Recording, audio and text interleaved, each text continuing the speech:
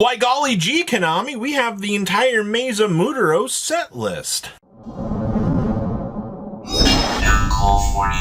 Make sure you guys smash the living crap out of that subscribe button so you guys don't miss out on more awesome content. Wow, I cannot believe the entire set just dropped on the database. So the Uriah alt art is actually going to be in Maze of Muertos.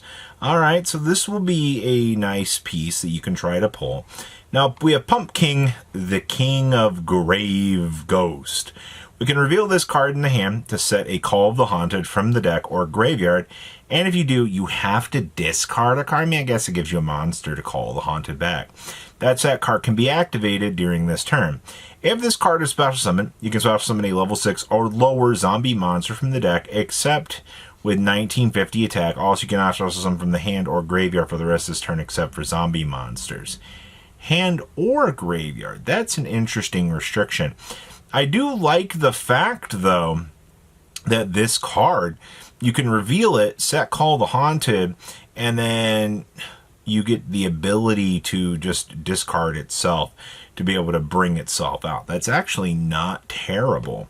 We've also got Army of the Haunted. If you control a Call of the Haunted and this card is in the hand or graveyard, we can special summon this card. And if it was sent to the graveyard, you can target a Call of the Haunted in your graveyard and set it. So this actually does give us recursion back for Call of the Haunted. That's actually kind of nice. We've also got the Stare of the Snake Hair. You can discard this card to add a Call of the Haunted or one spell and trap card that mentions it from your deck to your hand. And if this card is special summoned, you can target an attack position monster your opponent controls. That phase of monster cannot attack. Its effects negated, also cannot be used as material for a fusion, synchro, exceeds, or a link summon. And you can only use each effect of Stare of the Snake Eye once per turn. That seems pretty strong, man. Like, I'll take that. We also have Great Mammoth of the Netherworld. If this card is special summoned and you control Call of the Haunted or a zombie monster, except for Great Mammoth of Netherworld, you can target one card on the field and destroy it. Now, you can only use each effect of Great Mammoth of the Netherworld once per turn, and a zombie monster that has this card as material gains 1,000 attack. Okay. And then we have Pumpkin, the Ghost Great King. So, 2 level 6 zombie monsters to make it. By control Call of the Haunted, your opponent cannot target your zombie monsters you control card effects, and you can only use each of the following effects of Pumpkin, the Great Ghost King once per turn. So if this card is special summon, you can add a Call of the Haunted or a card that mentions it from your deck to your hand, and then you detach material from this card, target up to 2 cards on the field, and return them back to the hand. That seems pretty good. Oh, the Undying Legion. Alright, so this is what we were kind of wanting to see. It's 2 level 7 monsters. Once per turn, you can also exceed summon the Undying Legion by using a rank 6 zombie monster you control and transfer its materials. And then during your opponent's main phase, detach 2 materials from this card, or just 1 if one material if all of the materials this card has are exceed. Okay, to target an attack position monster opponent controls or a monster in the graveyard and attach it to this card.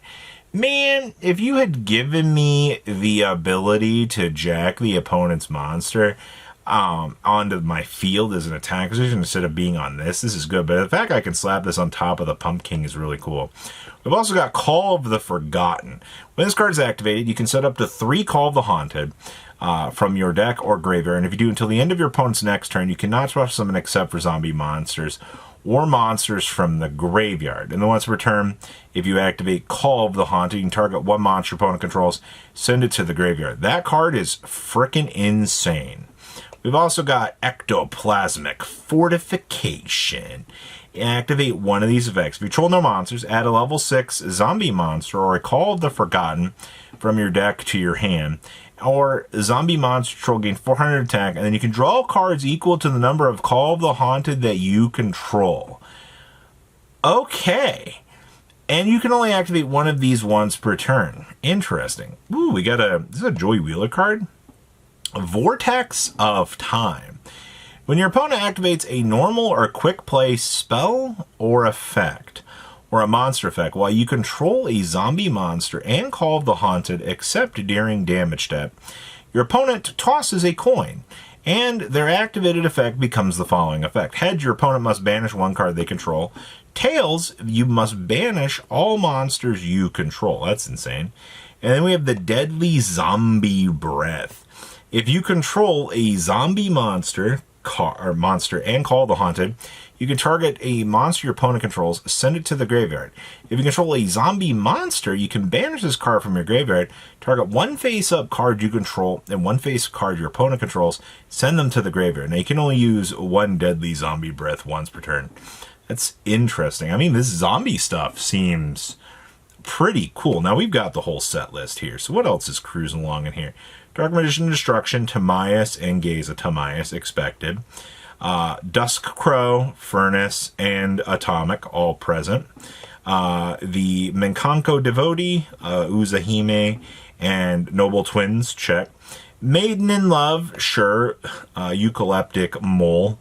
Matador Archfiend actually did get to keep his name. That's really cool.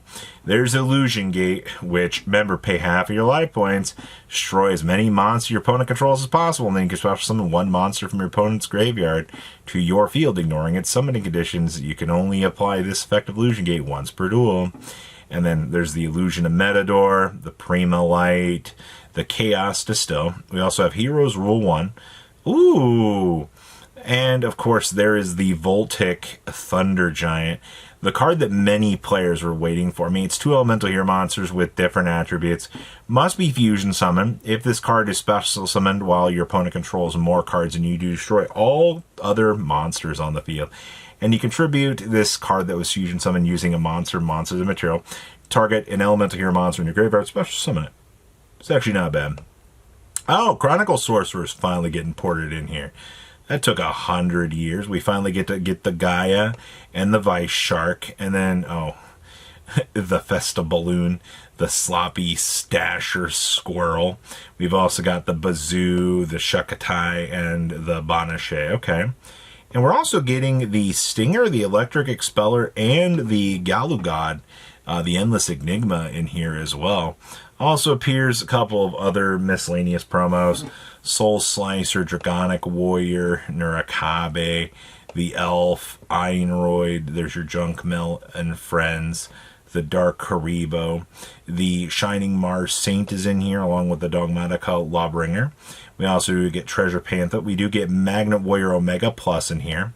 Also, there's your Overload. Oh, there are chibis. No way.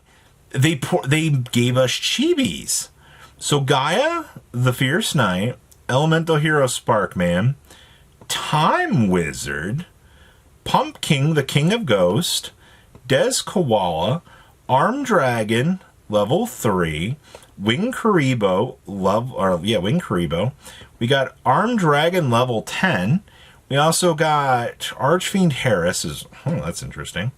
We also got Shark Drake. Interesting.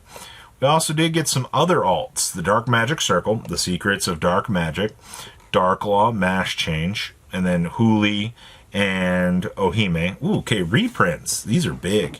Illblood, Ukelbach, Red Lotus King, Flying Sea with Santa Claus, Alpha, Beta, and Gamma, RIP to those. That needed to happen. Dark Lord Morningstar, Dark Lord Asmoduke, Delta.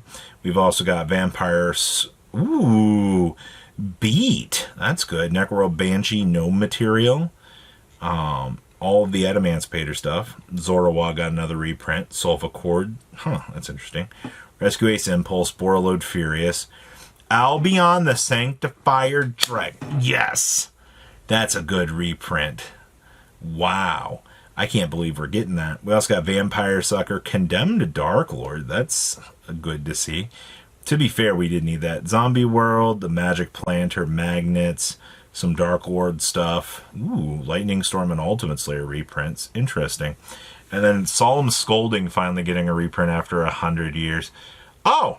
And Dominus Purge and Impulse. Oh. Well, that was insane. Interesting. We'll see how this set goes. But please leave a comment down below. Tell me what you guys think. And I'll see your beautiful faces back here in a day, guys. Patrons, thank you.